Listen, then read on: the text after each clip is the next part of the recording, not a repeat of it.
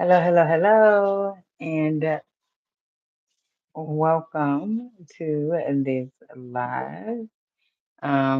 Okay, so this is going to be the last series in the astrology wealth houses series. And so tonight in this live, I'm going to be talking about the 11th house. Okay, now your astrological natal chart is the blueprint of your life and it offers unique insights into how you approach money, wealth, and security. Okay. And so in the previous two lives, I talked about the second house and the eighth house. So if you haven't seen those, definitely go back and watch those. And so then tonight we're talking about the 11th house.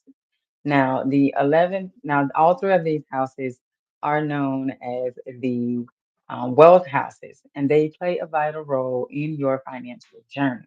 Okay. And so when you pair these houses, the energy of these houses with smart insurance strategies, these houses can guide you to greater financial confidence and stability. Okay. So let's get into it. The 11th house. Okay. Now, the 11th house is where you talk about community and collective wealth. Okay. And so the 11th house is your friends, your social networks, and it also governs group benefits, long term aspirations, and collective wealth. Now, this house is the house from the 10th house. Okay. And this house is kind of the energy signifies the money and the benefits, the financial things that you get from the 10th house, because the 10th house is your house of career. Okay. And so this house also reveals how you engage with others to create shared financial opportunities and security, whether that is through social collaborations, organizations, or communities. Okay. So when you talk about your social wealth and networks, okay, the 11th house is about creating financial abundance through alliances and shared goals. Okay. And so, they say that, um, you are the sum of the five people that you hang out with. And so if you hang out with five wealthy people, you're going to be the sixth. However, if you hang out with five poor people, you will be the sixth poor person. Okay. And so this house is where you look to when it comes to the energy of, the friends that you have. It also talks about group investments, employer benefits, and social insurance programs, and crowdfunding efforts are all tied to this house. And it emphasizes the power of community and collective prosperity. Okay. So if you have water on this house, so if you have Cancer, Scorpio, or Pisces, or any placements in the 11th house, okay, um, water signs in the 11th house prioritize emotional bonds and group harmony. And so you people who have water signs, they will value collective security and work toward shared emotional and financial goals. Okay. Now, they may focus on group-based policies that offer community protection. So, for example, a Cancer 11th house advocates for mutual aid networks, group health insurance, or programs that benefit close-knit communities.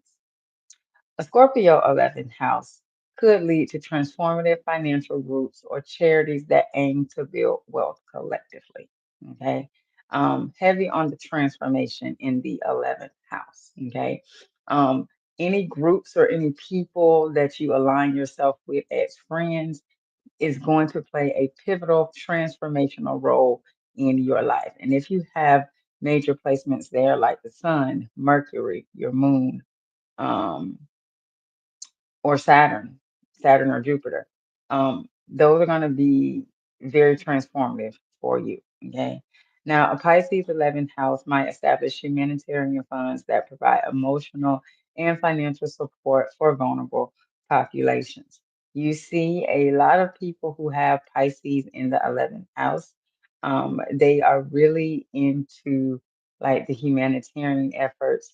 They're like the missionaries. They go like overseas and they like raise money to help different groups of people, and they work with people who are very much so into uh, making sure that things are equal, like for humanity. Okay. Now, if you have air in this in the 11th house, which would be Gemini, Libra, and Aquarius, air to the 11th house brings intellect, communication, and innovation. Okay.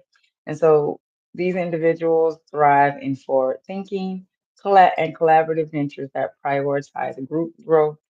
They leverage technology or flexible insurance solutions to meet the group's needs. Okay. So Gemini in the 11th house, and I actually have this placement, might spearhead community tech projects or crowdfunding efforts that bring financial opportunities to groups. Now, me having Gemini in the 11th house, I use social media to bring awareness to um, to women, to millennial women, entrepreneurial women, via the internet.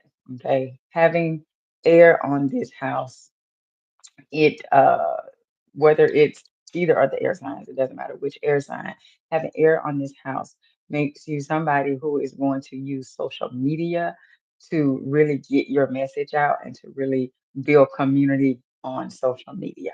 Okay. Um, Now, if you have Libra on the 11th house, Libra focuses on fair and balanced group dynamics, advocating for equal contributions to collective financial goals. Okay. And then having Aquarius on the 11th house may lead to futuristic large scale efforts such as investing in cutting edge technologies or establishing sustainable funds. Okay. Now, real quick, if you, before I continue, if you are new to me or to the channel or to any of my content, my name is Katrice, and I am the practical insurance agent. And I help millennial entrepreneurial women to protect and secure their finances using insurance, retirement planning, and estate planning. Okay. All right, and let me know in the comments if you know your placement, if you know your 11th house placement, what it is. And if you don't know how to pull your birth chart, I will link a video in the description. You can go to astro.com. It's absolutely free to pull your birth chart, and I'll link a video in the description that goes, it teaches you step by step how to use astro.com to pull up your birth chart. Okay. All right, now for my fire people, my fire placements. Fire is Aries, Leo, and Sagittarius. And fire on the 11th house brings passion and enthusiasm to group financial ventures. Okay. And so, you having this, you may spearhead community projects or take leadership roles in collaborative efforts. Okay. Or you may benefit from group insurance plans or investments that are tied to shared goals. Okay. Now, if you have Aries on the 11th house, you could lead bold, action-oriented group initiatives, such as organizing grassroots movements to create financial opportunities or establishing a cooperative fund. Leo on the 11th house thrives in organizing team-driven initiatives and could leverage group plans to support their leadership and team goals. And then having Sagittarius on the 11th house could lead to global investment groups or fundraising efforts, inspiring others to work toward bold collective aspirations. Now, Sagittarius on the 11th house, Sagittarius energy is very much the energy of the traveler, of the world traveler. It is also the energy of the philosopher. So having Sagittarius on here, the symbol for Sagittarius is the archer when he has the arrow and it shoots the arrow and the arrow goes and wherever it goes, it hits because Sagittarius is a very optimistic energy. And what I've found is that people who have Sagittarius on the 11th house, they tend to, whatever groups they're a part of, because of the energy of Sagittarius being ruled by Jupiter. Jupiter is the biggest and most luckiest planet, most luckiest energy. And so, because of that rulership of Jupiter with Sagittarius, things just always tend to work out, and it always tends to work out in the best possible way. Okay. Um, and Sagittarius energy, it is a very global energy. So these are the people who you will see who will be like, they're always traveling, or that are in, they have friends in other countries where they can leverage them to do different like group projects and things like that, especially with Capricorn being on the 10th house. No, no, not Capricorn. Um, Scorpio is on their 10th house. So we're having Scorpio on the 10th house because Scorpio is the energy that it's deep. It goes really deep. So they may have a career stay in um, something where they have to do like private investigator work, right? And so then, but it would be like a global private investigator firm, okay? And they're really good at it. Like they're really super, super good at it. And then last but not least, earth signs. If you have earth, that would be Taurus, Virgo, and Capricorn. And earth signs on the 11th house focus on practicality and long-term security. And so they may prefer steady and reliable financial or group arrangements and excel in structured retirement plans or employer match contributions. Okay. So having Virgo on the 11th house brings an analytical approach to group financial efforts, ensuring that every detail is meticulously planned. And they also may excel at creating structured saving circles or improving the efficiency of group benefit programs. Okay. Um, these are the people here normally who they give the energy of HR. They give the energy of working in HR. And so having Capricorn, so they would be in the group dynamic setting, they would be the treasurer of the group.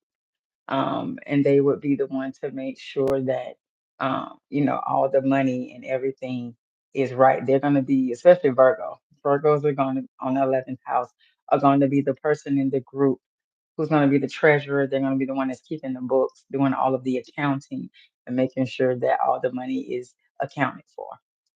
And having Capricorn on the 11th house, it maximizes the employer provided benefit.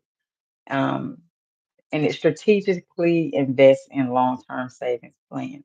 So having Capricorn on this energy, this person is going to be the visionary of the group because they're looking at not just now, but um, they're looking at the plans overall for the next 5, 10 years of the group.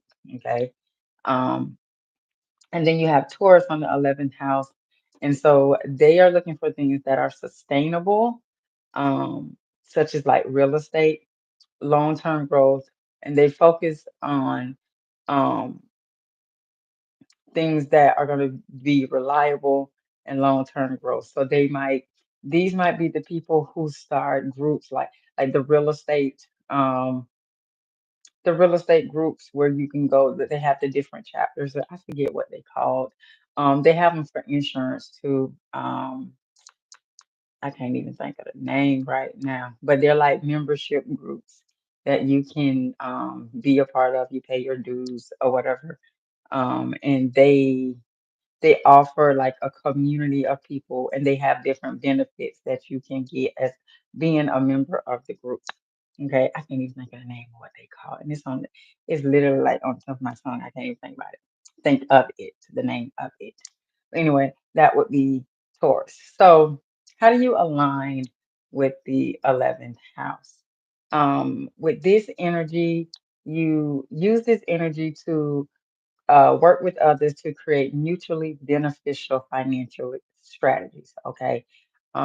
This is the energy, like when you tap into this energy, you can use this energy to see what else is out there and how you can use different solutions, like to get strategies and ideas to build your wealth.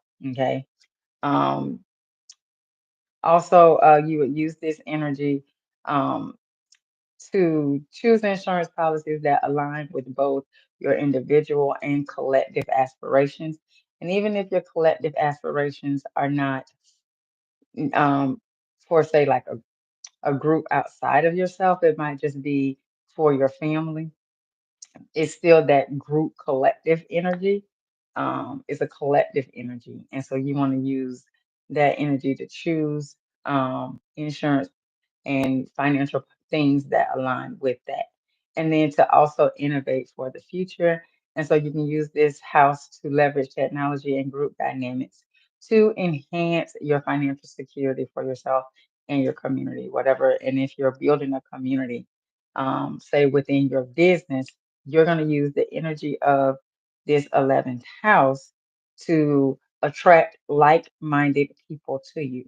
So, for example, like I said earlier, I have Gemini on the 11th house.